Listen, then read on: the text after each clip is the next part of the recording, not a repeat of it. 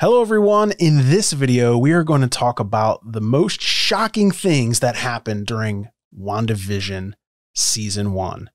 If you're new around here, I'm Greg. And I'm Erin. And this is Fan Dummies. We cover superhero, science fiction, and fantasy topics all the time, every week. Multiple times a week.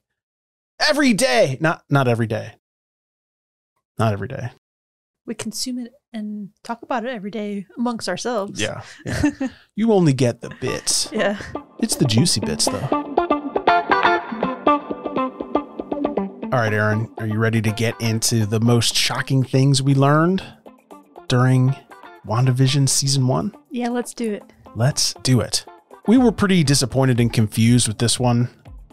Peitro, who was Quicksilver in X-Men and played the role of Quicksilver in WandaVision, was actually Ralph Bohner. Was not actually Peitro, even though it's the same actor.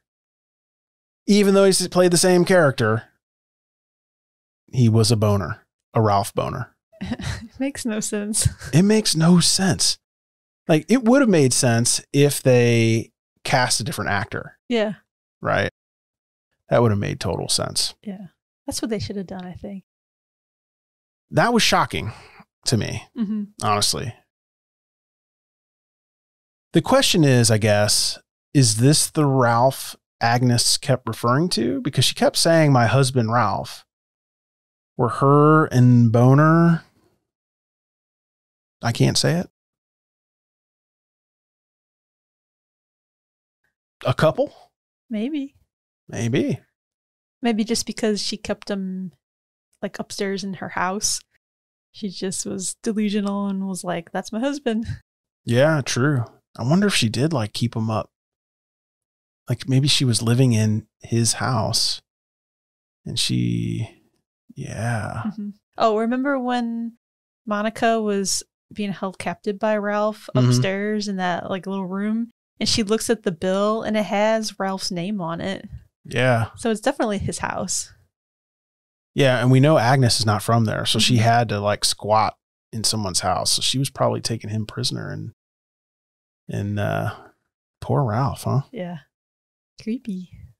We can all agree though that this is the dumbest name that they could have thought of. Ralph Bohner. Yes. Pretty stupid. I mean, it's fun to say, but fun for some.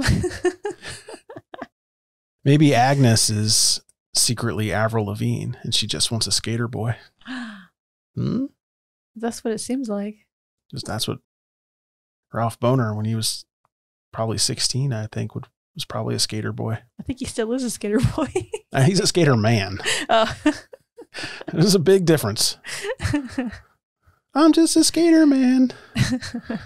Another shocking moment was when Monica Rambeau got her superpowers. I mean, awesome. I loved it. And I can't wait to find out what her story is going to be. Yeah, she's going to get a good story because in the final episode, kind of mid-credit scene, an FBI agent comes and gets Monica. They're still in Westview. They're like debriefing. And she says, hey, they want to speak to you in the theater. So they go walk down into the theater. If you haven't seen the mid-credit scene, just go to the last episode, scroll to the credits, and just watch because there's two of them, and they're both really important. But anyway, Monica goes down to the theater and walks down into one of the theaters by the screen, and the FBI agent turns into a scroll. So if you remember, like John Jones in Flash, he's a green Martian, but he shapeshifts. That's what a scroll can do. And we see them in another movie. We see them in a movie, don't we, Erin? Yeah, Captain Marvel. Oh. You've seen him. So then after the FBI agent kind of shapeshifts into the scroll, she says, I was sent by an old friend of your mother's. I heard you've been grounded. He'd like to meet with you. And she pointed up. Now, I don't know what that means. Even Monica was like, she was looking up like You mean like in the balcony, on the roof? I mean, in space? You have to think bigger. So this is the MCU. You gotta get the big picture. So who do you think this friend of her mother's is, and where do you think they want to meet, Erin? I think it's gonna be Nick Fury. Okay. Because we've seen him before up in the space station. And so I think he's up there and he wants to talk to her. So you think Nick Fury's in the space station? Mm-hmm. Yeah, that makes sense. So what do you think of Monica Rambeau? What do you think we're going to see with her? Because she can't stay in S.W.O.R.D. because she's a superhero now, or at least she has superpowers. Mm-hmm. We don't know exactly what they are, but we know that she can dodge bullets like Neo. Well, kind of not like Neo, but similar. Yeah. They go right through her. Yeah. It's kind of like she phases or something and then it goes right through. It's pretty cool. Well, she's going to be in Captain Marvel 2, but we don't know what her superhero name is going to be yet. Okay. Any ideas? Yeah, she's gone by some aliases in the comics. She's gone by Spectrum. She's gone by Photon and Pulsar. Oh, yeah. That is the phasing kind of thing. Yeah. And even one point in the comics, she became the second Captain Marvel. Oh, wow.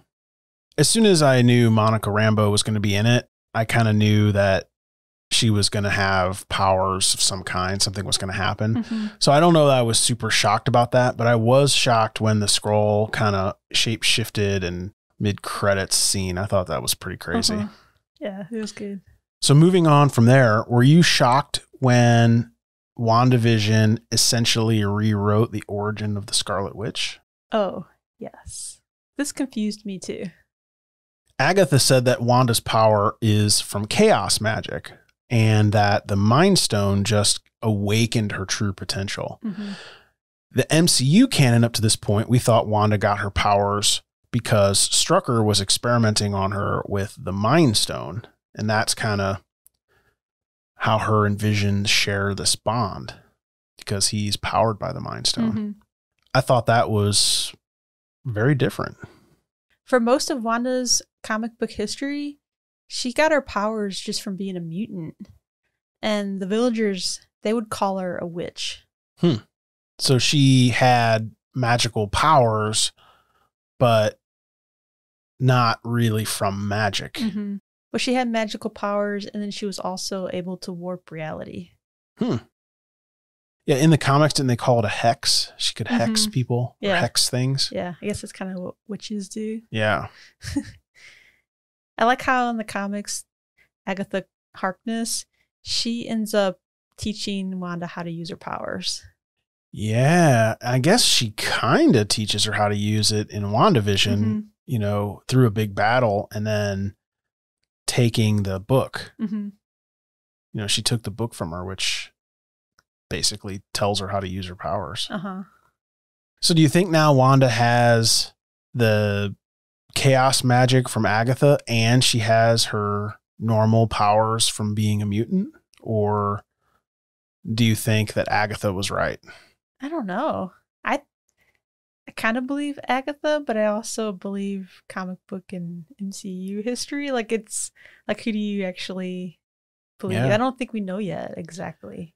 Yeah, because it's quite a bit different because the Scarlet Witch originated all the way back. X-Men #4, I think, was the first appearance of Scarlet Witch. Wow. I mean, to have her first appearance on the MCU as Scarlet Witch be in WandaVision, which is post Infinity War. I mean, that's rewriting a lot of comic book history. Yeah. I mean, she should have been battling with the X-Men this whole time. Like, she should know all those people. Mm-hmm. Yeah, they're really changing it, aren't they? Yeah. I mean, she was eventually in Avengers, and I think she was even an evil Avenger with Magneto for a while in the comics. So she should know all these people already, and they should all know that she's the Scarlet Witch. But it seemed like in the MCU, the Scarlet Witch was passed down, or she was always the Scarlet Witch, but it wasn't enabled. Like, she wasn't activated. You know what I mean? Mm-hmm. Like she needed more training or more power in order to activate the outfit. You know what I mean? Yeah. It seemed like she was pretty powerful in the MCU movies, but apparently she didn't know everything that she knows now. Yeah. I don't know, it just seems weird. Well, she was always just Wanda Maximoff. Mm-hmm. Just an awesome, powerful magic user. Yeah. In WandaVision, that's the first time that the MCU calls her Scarlet Witch. Mm-hmm. Yeah, it's her first MCU appearance. Mm-hmm.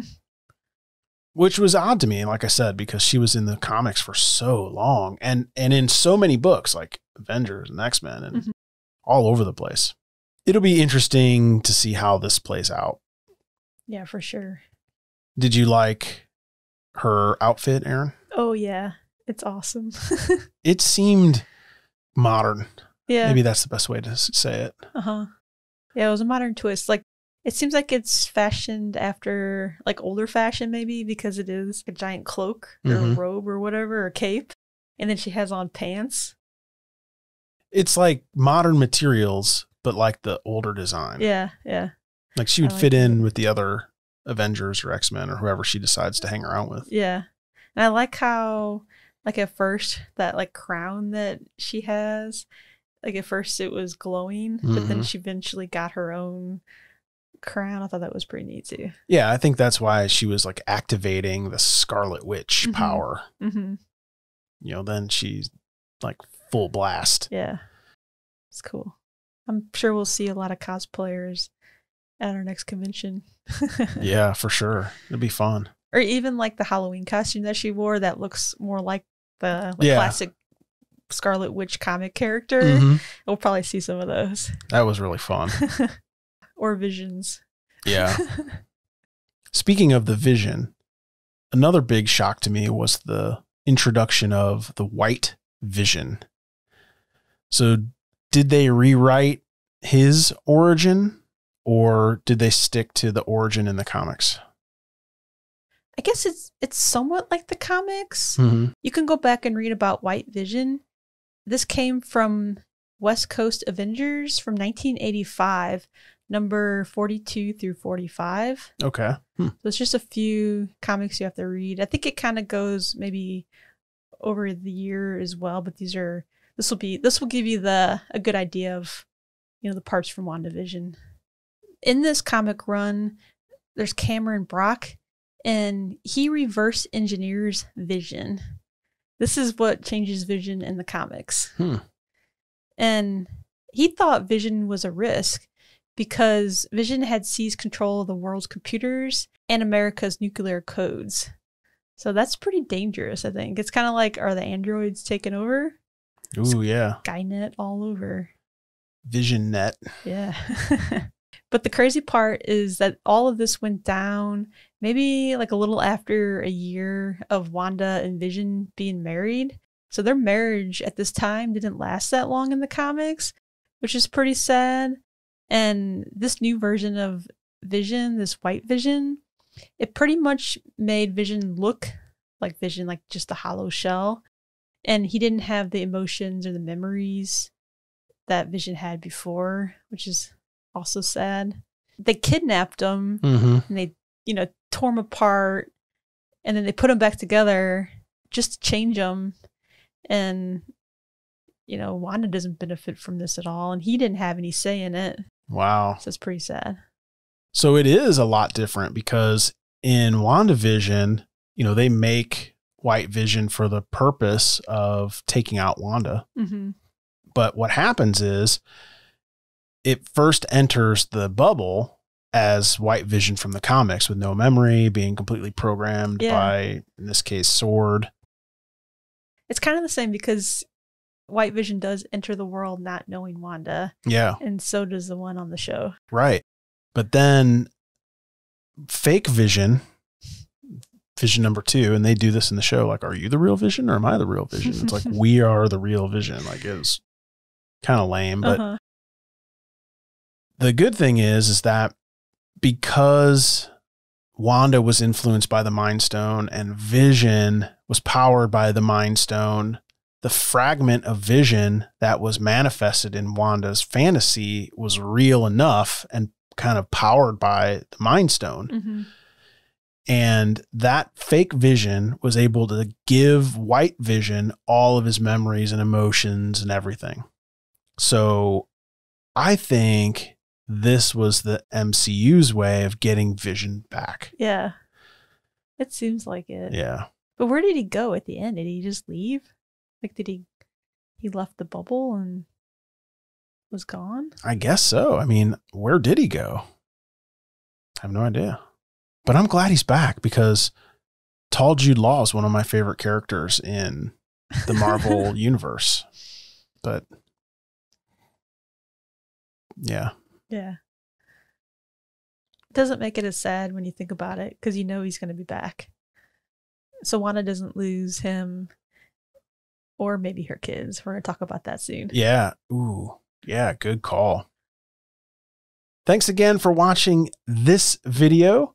We would like to know in the comments what part of WandaVision shocked you the most. We can make this discussion go into the comments and have lots more fun. You can catch us at FanDummies on all social media. Hit that subscribe, hit the bell, hit the thumbs up so that you don't miss any more of our videos. And we'll see you next time. Bye. Bye.